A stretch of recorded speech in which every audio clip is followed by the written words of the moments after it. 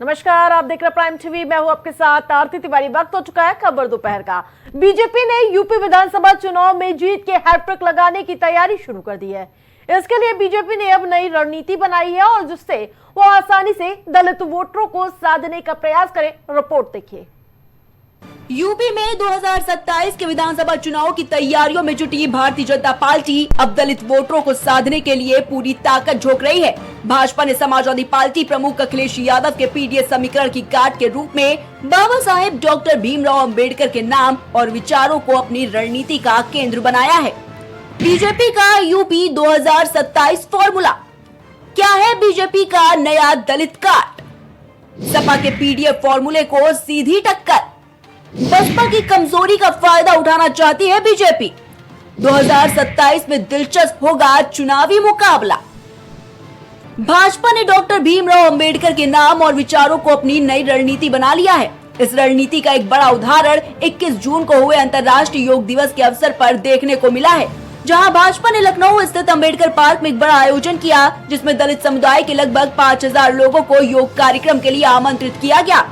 भाजपा द्वारा आयोजित इस खास कार्यक्रम में खास बात ये रही कि सभी प्रतिभागियों को पार्टी की ओर से जो सफेद टी शर्ट दी गई, उन पर किसी बीजेपी नेता की नहीं बल्कि बाबा साहेब डॉक्टर भीमराव अंबेडकर की तस्वीर छपी थी। शहर में लगे होर्डिंग्स में भी बाबा साहेब का ही वर्चस्व नजर आया, जिससे बीजेपी के नए सियासी संदेश की झलक साफ तौर पर दिखाई दी। पिछले 2 महीनों के दौरान भारतीय जनता पार्टी ने लखनऊ में अंबेडकर के नाम पर कई कार्यक्रम आयोजित किए। इनमें अंबेडकर मैराथन और विचार गोष्ठियों से लेकर सांस्कृतिक आयोजन तक शामिल हैं। इन आयोजनों की कमान रक्षा मंत्री राजनाथ सिंह के बेटे और लखनऊ से बीजेपी नेता नीरज सिंह संभाल रहे हैं। इससे साफ है कि पार्टी दलितों के बीच अपनी पकड़ मजबूत करने के लिए जमीनी स्तर पर काम कर रही है।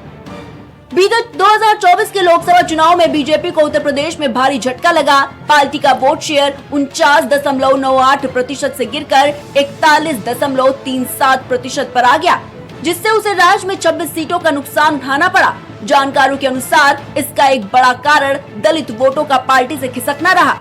एक सर्वे के मुताबिक इंडिया ब्लॉक को इस चुनाव में गैर जाटव दलितों के 56% और जाटव दलितों के 25% वोट मिले, जबकि साल 2019 में बीजेपी को दलित समुदाय के लगभग 50% वोट मिले थे।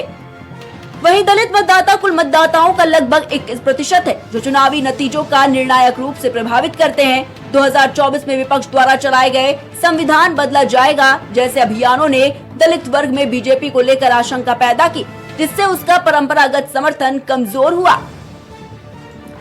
बहुजन समाज पार्टी सुप्रीमो मायावती, जो कभी दलित राजनीति की सबसे मजबूत आवाज मानी जाती थी, अब पहले जैसी स्थिति में वो नहीं है। बीजेपी इस खाली हो रही राजनीतिक स्पेस को भरने के लिए बाबा साहेब के विचारों और प्रतीकों को आगे रखकर दलितों में अपनी पकड़ मजबूत करने की कोशिश में है। वहीं समाजवादी पार्टी प्रमुख अखिलेश यादव पीडीएस समीकरण के सहारे सत्ता में वापसी का खाका तैयार कर रहे हैं। भाजपा ने अब खुलकर दलितों को साधने के लिए अंबेडकर कार्ड खेला है।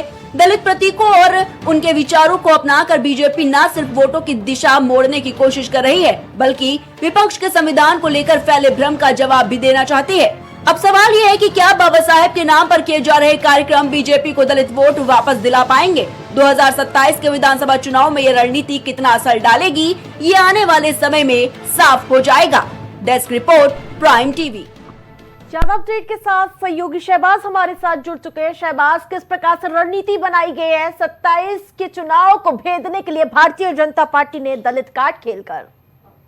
बिल्कुल आरती, देखिए यूपी की अगर बात करी जाए तो खासकर दलित एक कोर वोटर माने जाते हैं किसी भी चुनाव को मोड़ने के लिए, चाहे वो लोकसभा हो चाहे फिर विधानसभा चुनाव हो, क्योंकि संख्या बल अगर आप देखेंगे तो संख्या बल काफी ज्यादा है। इसीलिए अगर बात करें तो मायावती जो थी, एक कई बार उन्होंने जो यहाँ की दावेदारी संभाली थी, कई बार की वो मुख्यमंत्री रह चुकी थी और 2007 में उन्होंने अकेले दम पर कहीं न कहीं सत्ता में आकर ये साबित भी कर दिया था कि दलित वोटर के बलबूते पर सत्ता लाई जा सकती है। बस उसी वोट अगर बात करें 2007 से 12 का उनका कार्यकाल रहा, फिर उसके बाद अखिलेश यादव सत्ता में आते हैं, एक नए युवा मुख्यमंत्री के तौर पर शपथ लेते हैं। लेकिन जब समाजवादी पार्टी का जनाधार खिसकता है तो बीजेपी सत्ता में आती है और बीजेपी के जो सूखा था वो उत्तर प्रदेश से खत्म होता है। तो बीजेपी ने कहीं ना कहीं एक कोर मायावती के कोर वोटर को ही निशाना बनाया था, उनसे उनकी चीजों को छीना था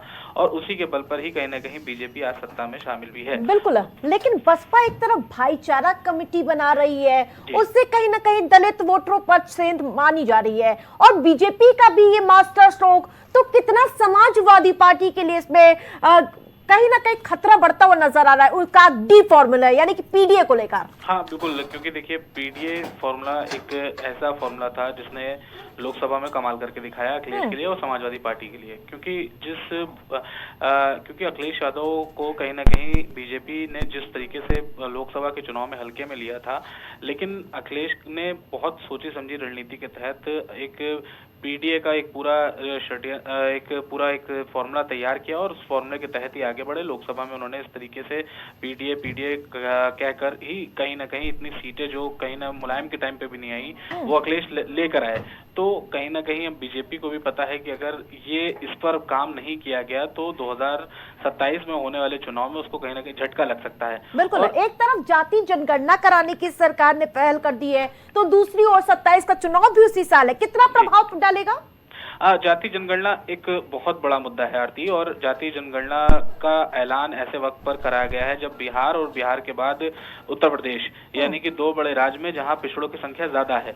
तो ऐसे में ये जाति जनगणना का जो असर है वो साफ तौर पर दोनों ही राज्यों में होने वाला है, क्योंकि यहाँ पर दोनों ही राज्यों में बड़ी संख्या में पिछड़े आते हैं और पिछड़ों का ही वर्चस्व चुनाव में दिखता है।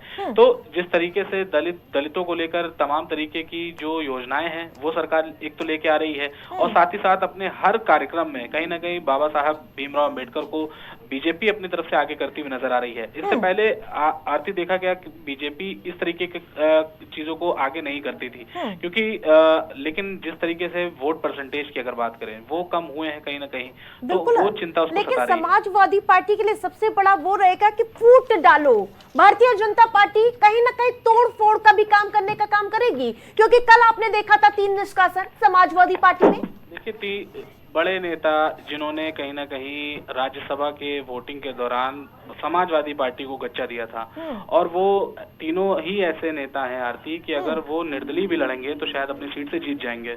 क्योंकि जिस तरीके से कुछ सीटें ऐसी होती हैं जो बाहुबल के चलते जो नेता होते हैं वो जीत जाते हैं। उन्हीं में एक गौरीगंज के जो नेता हैं, विधायक हैं राकेश प्रताप सिंह, वो भी वही है, वो फर्क नहीं पड़ता वो समाजवादी पार्टी के सिंबल से चुनाव लड़े या भाजपा के सिंबल से।